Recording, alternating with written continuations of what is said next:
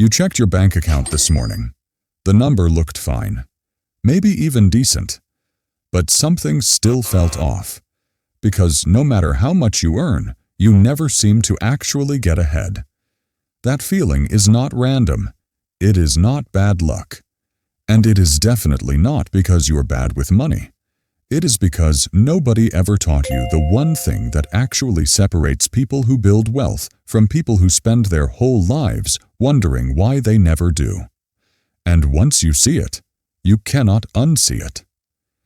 Here is what most people believe, that getting rich is about earning more money, work harder, get a raise, land a better job, make more, keep more.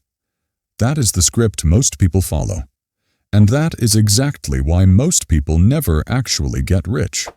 Thomas J. Stanley spent decades studying millionaires in America. His research, compiled in the landmark book The Millionaire Next Door, revealed something that shocked most people when they first heard it. The majority of genuine millionaires in the United States do not look wealthy at all. They drive ordinary cars. They live in modest neighborhoods. They clip coupons. And in many cases, they earn less than people who appear far wealthier. What Stanley found was that the single biggest predictor of wealth was not income.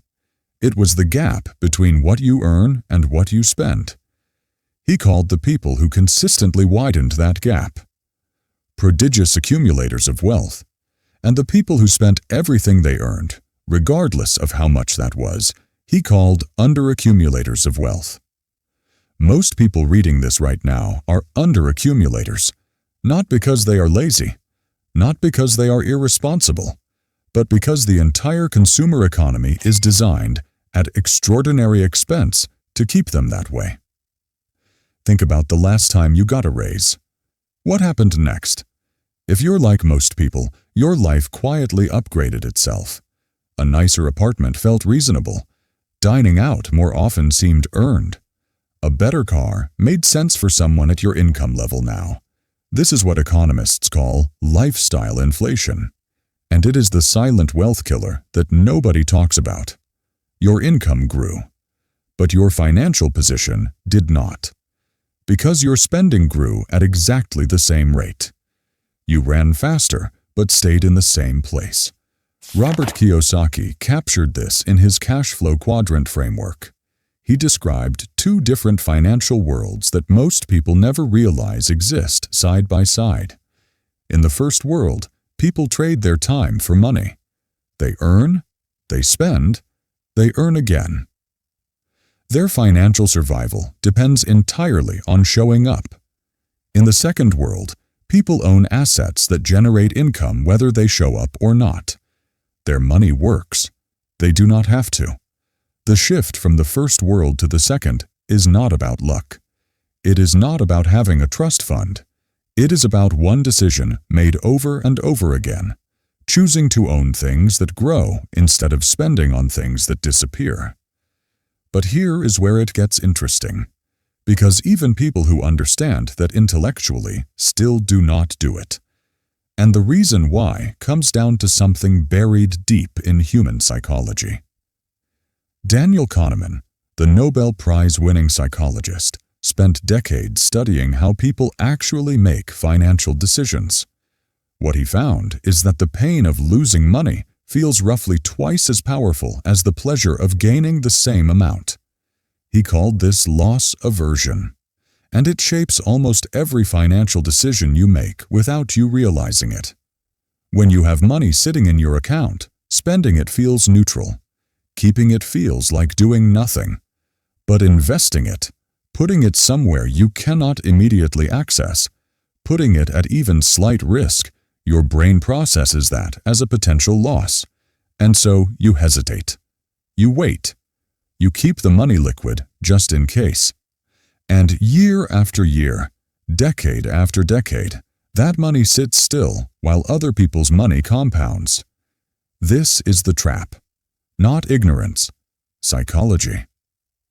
So what actually breaks the cycle? What is the thing that the people who do build wealth actually do differently? They pay themselves first. Always. before the rent, before the groceries, before the lifestyle upgrades. A fixed percentage of every dollar they earn goes directly into an investment account before they ever have the chance to spend it. Not what is left over at the end of the month, because there is never anything left over at the end of the month. The first slice. Every time. Warren Buffett, arguably the most successful investor in history, has described his approach to wealth with startling simplicity. He does not spend what is left after saving. He saves what is left after investing. That single inversion of priority is worth more than almost any financial strategy you will ever read about. And once that money is set aside, it needs to go somewhere it can grow. This is where the rule of 72 comes in. It is one of the simplest and most powerful tools in all of personal finance. You take the number 72 and divide it by your expected annual rate of return, and the result tells you how many years it takes for your money to double. At 4%, your money doubles every 18 years.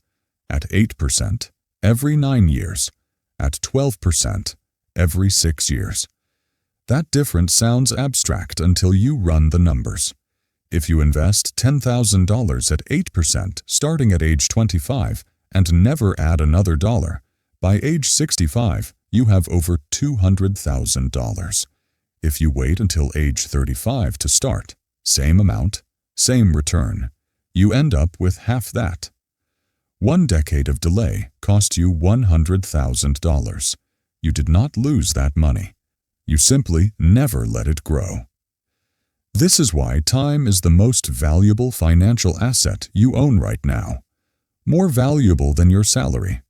More valuable than a market tip. More valuable than any side hustle. Because time is the ingredient that turns compound interest from a math concept into actual wealth. But most people waste it. Not because they mean to. Because nobody told them that every year they wait costs them more than the year before. So what do wealthy people actually do differently? 4 things. First, they decide in advance what percentage of their income they invest. They do not feel their way through it month to month. They automate it, and they do not revisit the decision every time money gets tight. Second, they invest in assets, not objects. An asset is something that puts money in your pocket over time. Index funds, real estate, a business, dividend-paying stocks. An object is something that takes money out of your pocket over time. A car, a watch, a wardrobe. Wealthy people buy assets. Most people buy objects and call them investments. Third, they ignore short-term noise. Markets go up, markets go down. Recessions come. Panics spread. Wealthy investors have a longer time horizon than everyone else, and that time horizon is their competitive advantage. They are not watching the market every morning. They are not reacting to headlines. They set a strategy and they wait. Fourth, they protect their time. Because time is the engine of compound interest, wealthy people guard it. They outsource things that cost them time. They automate things that drain their attention. They treat their hours as a finite resource with an extraordinary opportunity cost. None of this is complicated. Complicated is not the problem. The problem is that every one of these behaviors runs directly against the instincts your brain was wired with and against the world that profit-driven companies have built around you. The economy makes its money when you spend. Advertisers spend billions of dollars every year to make sure your spending keeps pace with your earning. Social media algorithmically surfaces the lifestyle you cannot quite afford yet, because aspiration drives consumption. Your peer group unconsciously mirrors spending norms back at you.